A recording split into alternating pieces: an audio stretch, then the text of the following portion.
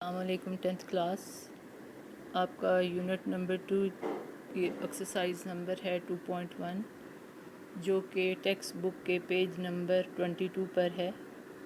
उसका question number 4 का part 1 हम सॉल्व करने जा रहे हैं। दोनों पार्ट्स सेम मेथड से करने हैं। एक पार्ट में आपको करवा रही हूँ, दूसरा आप खुद सॉल्व कर सकते हैं इसे देख के। क्वेश्चन हम देखते हैं कि क्या है हमारे पास। वो कहता है find the value of k k की वैल्यू फाइंड करिए if the roots of the following equations are equal. तो मेन चीज़ जो यहाँ जिस पे हमने फोकस करना है कि जो दोनों इक्वेशन है पार्ट नंबर 1 और पार्ट नंबर 2, उनके रूट्स क्या हैं, इक्वल। तो देखिए कि रूट्स इक्वल कब होते हैं, जब आपके पास डिस्क किसके इक्वल होती है, b² - 4ac वो किसके इक्वल आ जाए, ज़ीरो के इक्वल आ जाए तो रूट्स क्या होते हैं, इक्वल होते हैं। ये बात आपने माइंड में रखनी है। अब हम देखते हैं इक्वेशन हमारे पास क्या है। इक्वेशन हमारे पास ये दी गई है, ठीक है। और से देखिए ये हमारे पास इक्वेशन है। इसको क्वाड्रेटिक इक्वेशन की स्टैंडर्ड फॉर्म से हम कंपेयर करते हैं तो ए हमारे पास यानी x² का कोएफिशिएंट ये आ गया, b आपके पास 3k आ गया और c यानी कि कांस्टेंट आपके पास क्या आ गया, 3 आ गया। अब कंडीशन या क्वेश्चन में हमें दिया क्या है, as the roots are equal, k roots क्या हैं, इक्वल हैं। सो आपके पास डिस्क किसके इक्वल होनी चाहिए, ज़ीरो के इक्वल होनी चाहिए। तो दैट इज़ डिस्क किसके इक्वल हुई, b² - 4ac। तो जब डिस्क आपके पास ज़ीरो है तो ये एक्सप्रेशन जो है वो किसके इक्वल आ गया, ज़ीरो के इक्वल आ गया। यानी डिस्क की जगह हमने क्या पुट कर दिया, ज़ीरो पुट कर दिया। बात समझ आ गई आपको। और ज़ीरो क्यों पुट किया, क्योंकि रूट्स हमारे पास क्या हैं, इक्वल हैं। अब हमने बी, ए और सी की वैल्यू पुट करनी है। बी की वैल्यू क्या है, 3k, वो हमने यहाँ पुट की। ए की वैल्यू आपके पास क्या है, 2k - 1, वो आपने पुट की। और सी की वैल्यू आपके पास क्या है, 3, वो आपने इसमें ये इस इक्वेशन में पुट की, ठीक है, एक्सप्रेशन की जगह। और पूरी इसको इक्वेशन बोलेंगे क्योंकि इक्वल ज़ीरो है। अगर सिर्फ इसकी बात करें, इक्वल हटा दें, ज़ीरो हटा दें, तो ये एक्सप्रेशन होगा। तो अब देखें कि इसमें हमने वैल्यू पुट कर दी। वैल्यू पुट करने के बाद अब हम इसको सॉल्व करते हैं।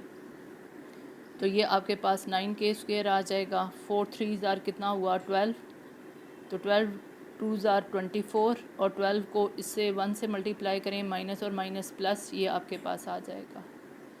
यहाँ से आप ऐसा करें कि 3 कॉमन निकाल लें, या आप ये कहें कि इस पूरे जो आपके पास एक्सप्रेशन है इसको और इधर यानी इक्वेशन के राइट और लेफ़्ट दोनों साइड पे 3 से क्या कर दें, डिवाइड कर दें। दोनों बातें एक ही हैं। 3 कॉमन निकाल के 0 से डिवाइड कर लें, 0 divided by anything is equal to 0 हो जाएगा। या फिर आप क्या करें कि यहाँ पे ई टर्म को 3 से डिवाइड कर दें और 0 को भी डिवाइड कर दें 3 से, तो आपके पास ये वाली इक्वेशन ये बन जाएगी, ठीक है। अब यहाँ पे चाहे तो आप इसे क्वाड्रेटिक फार्मूला से सॉल्व करें, चाहे आप इसके फैक्टर्स बना लें। तो मैंने आपको क्वाड्रेटिक फार्मूला से इसे सॉल्व करके दिया है और साथ ही मैंने इसके फैक्टर्स भी ये बना दिए हैं, ठीक है। आर का लफ्ज़ मैंने इसलिए लिखा है कि कोई एक मेथड आप इस्तेमाल करें। तो अब देखिए कि फैक्टर्स की अगर बात करें तो 4 3 12, मल्टीप्लाई करें तो 12 आए और प्लस करें तो 8 आए। मल्टीप्लाई करें तो 12 आए और प्लस करें तो -8 आए। तो देखें यहाँ पे मैंने फैक्टर्स बनाए हैं। 6 2 कितने हुए, 12, और माइनस क्या हो जाएगा, प्लस। और यहाँ पे -6 और -2 को ऐड करेंगे तो -8 हो जाएगा। ये फैक्टर्स हो जाएंगे। आप मज़ीद इसको सॉल्व कर लीजिएगा। अब मैंने क्वाड्रेटिक से इसे सॉल्व करके दिया है आपको। ए आपके पास 3 है, बी -8 है और सी क्या है, 4। अब मैंने इसे के इज़ इक्वल टू दिस, आप एक्स नहीं लिखेंगे। जब क्वाड्रेटिक इक्वेशन की स्टैंडर्ड फॉर्म होती है तो वहाँ पे वेरिएबल एक्स होता है। यहाँ पे इक्वेशन में वेरिएबल क्या है, के। अब के इज़ इक्वल टू दिस लेंगे और यहाँ बी, ए और सी की वैल्यू पुट करेंगे। ये देखें मैंने पुट की हैं वैल्यूज़। अब आपने क्या करना है, इनको सॉल्व करना है। देखें माइनस और माइनस प्लस 8 आपके पास आ जाएगा। स्क्वायर की वजह से माइनस क्या हो जाएगा, प्लस 8 8 ज़ा 64 और माइनस 4 3 ज़ा 12 और 12 4 ज़ा 48। तो 64 में से ये आपके पास 16 और 16 परफेक्ट स्क्वायर है किसका, 4 का, क्योंकि 4 4 ज़ा 16 यानी 4 का स्क्वायर लेंगे, स्क्वायर और स्क्वायर रूट कैंसिल होकर 4 बाहर आ जाएगा। अब आप इसको मज़ीद सॉल्व करेंगे तो के आपके पास 8 + 4 डिवाइडेड बाई 6 यानी एक दफ़ा पॉजिटिव और एक दफ़ा क्या आ जाएगा, नेगेटिव आ जाएगा। पहले पॉजिटिव को सॉल्व करते हैं, 12 12 बाई 6 6 2 ज़ाट जो है ना आपके पास 12, के की वैल्यू क्या आ गई, 2 आ गई। अब यहाँ हम इसको सॉल्व करते हैं तो आपके पास 8 - 4 4 बाई 6 और सिंप्लीफाई करें तो 2 बाई 3। तो के की दो वैल्यूज़ हमारे पास आई, के इज़ इक्वल टू 2 और के इज़ इक्वल टू 2 बाई 3। तो आप क्या लिखेंगे, thus the root will be equal, k root क्योंकि इक्वल हैं तो अगर आप जो है ना के की जगह क्या पुट करेंगे, 2 या 2 बाई 3 पुट करेंगे।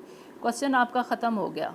लेकिन अगर आप इसको वेरीफाई करना चाहते हैं, आप देखना चाहते हैं कि हमारा आंसर ठीक आया या नहीं, तो आप ये जो गिवन इक्वेशन है इसमें के की जगह 2 पुट करके देखें या 2 बाई 3 पुट करके देखें और फिर इसे सॉल्व करिए तो देखिएगा कि दोनों रूट्स क्या आएंगे, इक्वल यानी एक जैसे आएंगे। कैसे पुट करेंगे, यहाँ अगर आप 2 पुट करते हैं 2 2 ज़ा 4 और 4 में से 1 निकालेंगे तो कितना बचेगा, 3।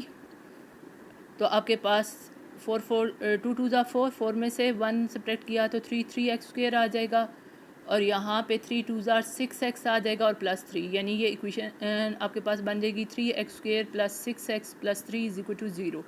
आप इसे सॉल्व करके देखिए, फैक्टर से सॉल्व कर लें, क्वाड्रेटिक से सॉल्व कर दें, रूट्स क्या आ जाएंगे, इक्वल आ जाएंगे। लेकिन वो वेरिफिकेशन होगी, क्वेश्चन आपका यहाँ ख़त्म हो गया। आपने जस्ट के की वैल्यूज़ बतानी थी, वो आपने बता दी कि के की दो वैल्यूज़ हमारे पास यहाँ पे आई हैं। पहली वैल्यू है आपके पास 2 और दूसरी वैल्यू क्या है, 2 बाई 3। आई होप आपको ये समझ आ गया।